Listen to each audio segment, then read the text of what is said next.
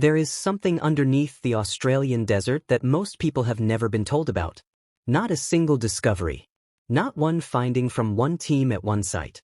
A pattern of findings, produced by separate research teams working in different disciplines across different parts of the continent over the last 30 years, that individually were reported in technical journals and noted by specialists and then quietly set aside. When you put them together in a single account, what they describe is not the dead, flat, ancient, geologically inert landscape that Australia's interior is assumed to be in the popular understanding of the continent. It is something significantly more active, more complex, and more consequential for understanding the deep history of this planet than anything the tourist version of the Outback suggests. Scientists who have spent careers working on the deep geology of the Australian interior will tell you that each new survey season produces findings that revise what was understood before it. That the instruments being applied to the question of what lies beneath the desert surface are revealing a landscape at depth that was invisible to every previous generation of researchers. And that the full picture of what is down there, when it finally assembles itself completely, is going to require a revision of some of the most fundamental assumptions about this continent and about the role it has played in the geological and biological history of the Earth. This is what the research has found so far. If you are new here, this channel covers Australian history, science, and country that most people were never properly taught. Subscribe now and let me know in the comments below what you thought was under the Australian desert before watching this video today. Let us start with the basement. When geologists talk about the basement of a continent, they mean the ancient crystalline rock that forms the deepest and oldest layer of the continental crust, sitting beneath the sedimentary sequences deposited on top of it over hundreds of millions of years. The basement is the foundation. The thing that everything else sits on. Australia's basement is old. Extraordinarily old. Parts of the Western Australian basement rock, in the Pilbara and Yilgarn regions, are among the oldest exposed rock surfaces on Earth, with ages reaching back more than 4 billion years. In the context of a planet that formed approximately 4.5 billion years ago, this is rock that was forming within the first few hundred million years of the planet's existence. What has been understood about this ancient basement for most of the history of Australian geology is its stability. The Australian continent has been geologically quiet for a very long time. It has not been subject to the mountain-building collisions, the subduction events, and the intense volcanic activity that have repeatedly reshaped other continents. It sits in the middle of a tectonic plate far from active plate boundaries. The prevailing view of Australian geology has been that its interior is ancient, stable, and relatively simple. The surveys conducted over the last 3 decades have shown that this view was incomplete in ways that matter enormously.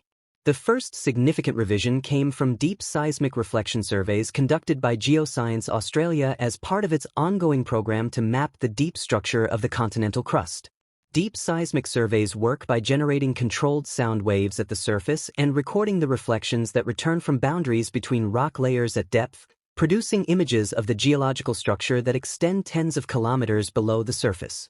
The surveys conducted across the Australian interior, through the Amadeus Basin, the Officer Basin, the Enghalia Basin, and other major sedimentary systems of the continent's center, produced images of the deep crust that were not consistent with the simple stable basement model. What the seismic surveys showed was a deep crust of extraordinary structural complexity. Ancient fault systems extending from the surface to the base of the crust, 40 kilometers down. Zones of rock that had been deformed, recrystallized, and remobilized by heat and pressure events at depths that placed them well below the reach of any surface geological observation. A basement that was not a simple stable platform but a record of repeated episodes of intense geological activity extending through billions of years of the continent's history. The deep crust of Central Australia, invisible from the surface under its cover of red sand and ancient sedimentary rock, is one of the most geologically complex zones on the planet. The simplicity that the surface geology suggested was a product of the enormous thickness of sedimentary cover above it, not a property of the basement itself.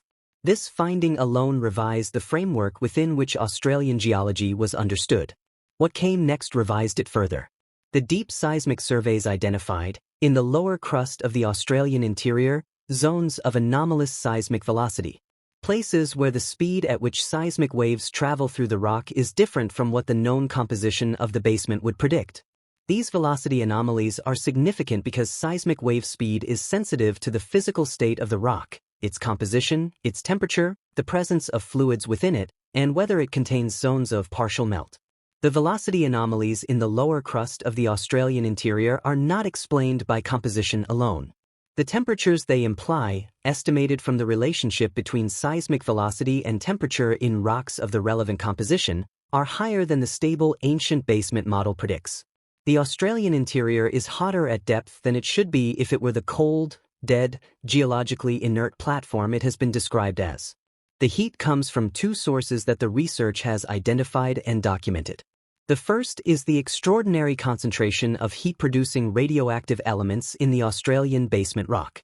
Uranium, thorium, and potassium, which produce heat as they decay, are present in the ancient granites of the Australian basement at concentrations significantly above the global average for continental basement rocks. The continent is, in a precise physical sense, radioactively unusual. Its basement rock produces heat at an above-average rate. The second source is related to the deep structural complexity revealed by the seismic surveys. The ancient fault systems that cut through the full depth of the crust act as pathways for the movement of hot fluids from the lower crust and upper mantle toward the surface. Fluid movement along these deep faults carries heat upward through the crust in ways that supplement the radiogenic heat production of the basement rock itself. The result is a continent that, at depth, is significantly warmer than its surface temperature and its geological age suggest. And that warmth has consequences that reach from the deep crust to the surface in ways that have been documented across multiple research fields. Now let us talk about the water. The Australian desert is defined by the absence of surface water. The rivers that cross it flow intermittently, filling after rain events and drying between them. The waterholes that have sustained indigenous life in the desert for tens of thousands of years are precious precisely because permanent surface water is rare. The visual and experiential reality of the outback is one of dryness. What is beneath the surface is the opposite of what the surface suggests. The Great Artesian Basin is one of the largest groundwater systems in the world. It underlies approximately 22% of the Australian continent, spanning parts of Queensland, New South Wales, South Australia, and the Northern Territory. It contains an estimated 64,900 cubic kilometers of groundwater, water that has been accumulating in the porous sandstone layers of the basin for periods measured in millions of years, recharged at the basin's edges where the rock layers emerge at the surface and receive rainfall, and held in the interior under pressure from the weight of rock above it. The pressure is why the basin is artesian. When bores are drilled into the confined aquifer layers, the water rises under its own pressure. In some cases it reaches the surface without pumping. This property made the Great Artesian Basin the resource that made pastoral activity in the Australian interior possible at all.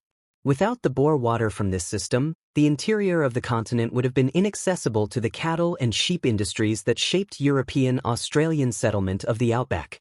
What the research of recent decades has revealed about the Great Artesian Basin goes significantly beyond its importance as a pastoral water resource. The ages of the water within the basin, measured using isotopic techniques that allow researchers to estimate how long water has been isolated from the surface, range from thousands to millions of years in the deepest and most confined parts of the system. Water that entered the basin as rainfall when the climate of Australia was different from today, when the vegetation of the continent's edges was different, when the species of the surrounding landscape were different, is still moving slowly through the rock, millimeters per year in some portions of the basin, toward the springs and discharge zones where it eventually returns to the surface. This ancient water carries chemical signatures of the environment in which it was recharged. The dissolved minerals in the water, the isotopic ratios of its components, record the conditions of the surface environment at the time of recharge in ways that researchers can read as a climate archive. What that archive shows, when decoded, is a record of the Australian climate extending back further than any other continental archive currently available from this region. Changes in rainfall. Changes in temperature. Changes in vegetation and in the chemical composition of the soils through which the recharging rainfall moved before entering the rock. The water under the Australian desert is carrying a record of the last several million years of Australian climate history that is more continuous and more detailed than any surface-based record available. And the water is not the only thing moving through those deep rock systems. The fault networks identified by the seismic surveys act as conduits not just for heat but for chemical fluids that move between the deep basement and the surface environment over geological time. The springs where Great Artesian Basin water emerges at the surface are, in many cases, located along the surface expressions of these deep fault systems. The chemistry of those spring waters reflects not just the composition of the aquifer rock they have passed through but the contributions of deep crustal fluids that have mixed with the groundwater along the fault pathway. Some of the mound springs of the Great Artesian Basin in South Australia, the surface discharge points where deep basin water emerges at pressure to form small mounded wetlands in the desert, are associated with chemical signatures that indicate mixing with fluids from deep crustal sources. The springs are not simply releasing water that fell as rain thousands of years ago. They are releasing water that has been in contact with the chemistry of the deep crust, modified by that contact in ways that make the spring water chemically distinctive from the bulk of the basin water. These springs are among the most biologically unusual ecosystems in Australia.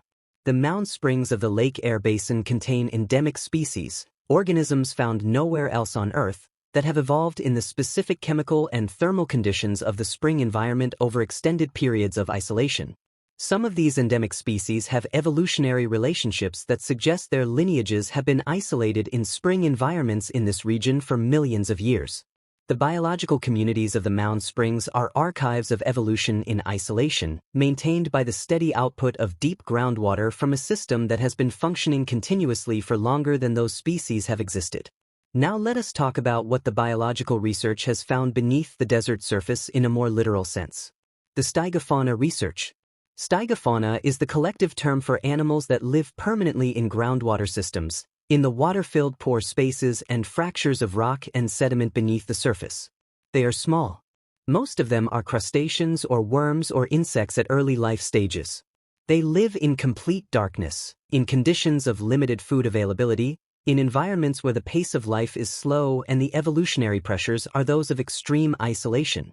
And they are, in the Australian groundwater systems that have been systematically surveyed for the first time over the last 20 years, extraordinarily diverse.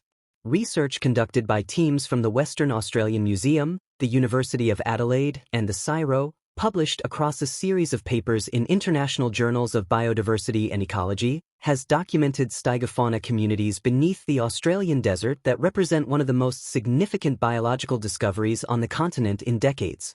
The species diversity in the groundwater systems of the Pilbara alone, which has been surveyed more intensively than most other regions because of the mining industry's requirement to understand groundwater systems before extraction, has produced hundreds of new species descriptions, many of them representing genera and in some cases families not previously known to science. Animals that have been evolving in the darkness beneath the desert surface for millions of years, in complete isolation from the surface world, producing a diversity of form and function that reflects the extraordinary age of the systems they inhabit. Some of the stygofauna lineages found in Australian groundwater systems have evolutionary relationships that illuminate the ancient history of the continent's connections to other landmasses. Australia was part of the supercontinent Gondwana, connected to Antarctica, South America, Africa, and the Indian subcontinent before the breakup of Gondwana separated them over the last 100 million years or so. Some of the stygofauna lineages in Australian groundwaters have relatives in groundwater systems in South America and South Africa, surviving in isolation in their respective continental groundwaters since the breakup of the landmass that once connected them. The groundwater beneath the Australian desert is a biological archive of the continent's Gondwanan past, maintained in living form in animals that have been evolving in darkness since before Australia was a separate continent. The full extent of this biological diversity is not known. The surveys that have been conducted cover a fraction of the total groundwater system. Each new area that is surveyed produces new species. The picture that is assembling itself from the surveys conducted so far suggests that the biological diversity of the Australian groundwater system is among the highest of any comparable system on Earth. Now let us bring together what the full picture looks like. A continent whose deep crust is more structurally complex than its stable ancient surface suggested. Hotter at depth than its geological age should allow, driven by unusual concentrations of heat-producing elements in its basement rock and by fluid movement along ancient fault systems that cut the full depth of the crust. Underlain by one of the world's largest groundwater systems, containing water that is millions of years old and carrying a record of the continent's climate history more detailed than any surface archive. fed by deep crustal fluids along fault pathways that create chemically distinctive springs supporting ecosystems of animals found nowhere else on Earth, and hosting in its groundwater pore spaces a biological community of extraordinary diversity, carrying in its evolutionary relationships the history of connections between continents that separated 100 million years ago. None of this is visible from the surface. From the surface, the Australian desert is red sand, sparse vegetation, heat, distance, and silence. What is beneath it is ancient, complex, hot, wet in ways the surface conceals, and biologically alive in the darkness in ways that most people who have stood on the surface above it have never been told. The scientists who have spent careers working on these questions will tell you that the most significant findings are still coming. That each new survey of the deep crust, each new bore put down into the Great Artesian Basin, each new biological survey of a previously unsurveyed groundwater system, produces results that extend and revise what was known before. The desert looks the same from the surface as it always has. What is underneath it is not what anyone assumed. And understanding it properly is going to change the way this continent sees itself. If this changed how you think about the Australian desert, leave a comment below and subscribe for more Australian history and science that most people were never properly taught.